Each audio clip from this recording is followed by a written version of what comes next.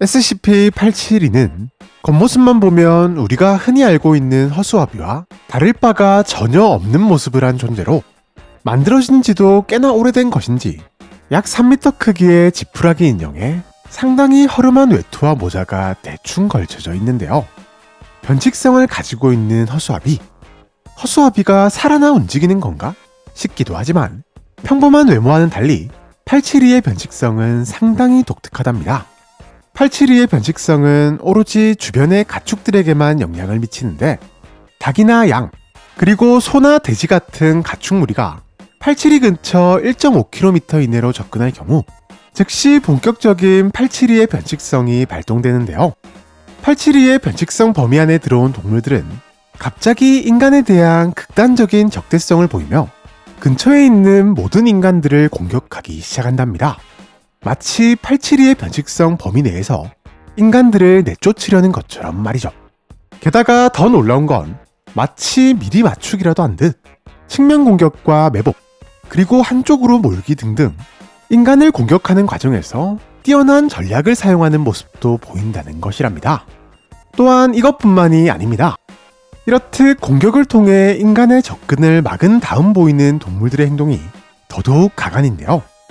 동물 한 마리 한 마리는 스스로 흡사 자동화 공장의 기계가 된 것 같은 움직임을 보이는데, 가령 닭의 경우 모든 닭들이 알을 낳을 때가 되면 신기하게도 한 곳으로 이동해 알을 모아놨는가 하면 양들은 이빨을 이용해 서로의 털을 깎아준답니다. 또한 소의 경우 매주 자기네들끼리 한 마리의 소를 죽인 다음 고기까지 깔끔하게 잘라낸다는 사실. 네, 사람들이 자신들에게서 필요로 하는 생산물이 무엇인지를 정확하게 알고 마치 훈련받은 것 마냥 능숙하게 생산해내는 것인데요. 게다가 이 녀석들은 운반까지도 빼먹지 않는답니다. 872의 영향을 받은 동물들은 자신들이 생산한 다양한 생산물들을 마치 인간에게 제공하려는 듯 872의 변칙성 범위의 경계선까지 옮겨놓으며 실제로 생산물을 인간들이 가져간다고 해도 아무런 적대성도 보이지 않은 채 지켜보기만 할 뿐인데요.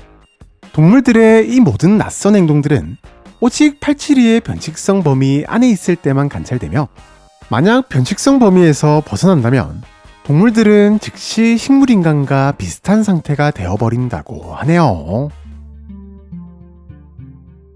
현재 872는 안전등급을 부여받은 채로 기지 내에 위치한 저온보관실에 보관 중인데요.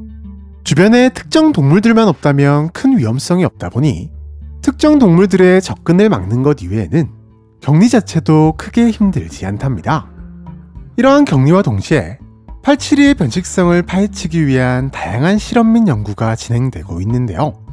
발골까지 완료된 소고기를 스스로 만들어내는, 그리고 배달까지 해주는 소들, 이렇듯 다소 황당한 872의 변칙성에 대해 어이없어 하면서도 흥미를 보인 박사들이 많았기 때문이랍니다. 다만 정밀검사 결과에도 872를 구성하고 있는 나무와 지푸라기 등에는 전혀 특이점이 발견되지 않는 등 872 그 자체로는 정말 평범한 허수아비라는 것만 알아냈을 뿐 변칙성의 정확한 원리를 파악하지는 못하고 있답니다. 이에 몇몇 박사들은 872의 변칙성은 특정 동물들에게만 적용되는 정신조작의 일종이며 범위를 벗어나면 식물인간과 같은 상태가 되는 것으로 미루어 보아 뇌에 직접적인 영향을 끼치는 방식일 것이다. 872는 동물들의 영혼에 영향을 끼쳐 동물들을 제어하는 것이며 어쩌면 인간의 영혼을 동물들에게 집어넣는 것이다 등등 다양한 추측을 제시, 이를 증명하기 위한 추가적인 실험을 준비 중인데요.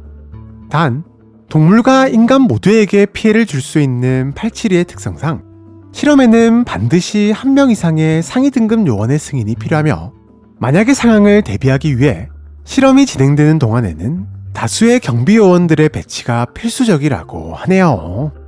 지금까지 동물들을 미치게 만드는 허수아비 SCP-872에 대해서 알아보았는데요. 872는 어쩌다 이런 요상한 변칙성을 가지게 된 것일까요? 872에 대한 여러분들의 재미난 추측과 상상력을 댓글을 통해 남겨주시면 감사하겠습니다. 그럼 많은 댓글 남겨주시길 바라면서 우리는 다음 영상에서 또 만나도록 하죠. 안녕!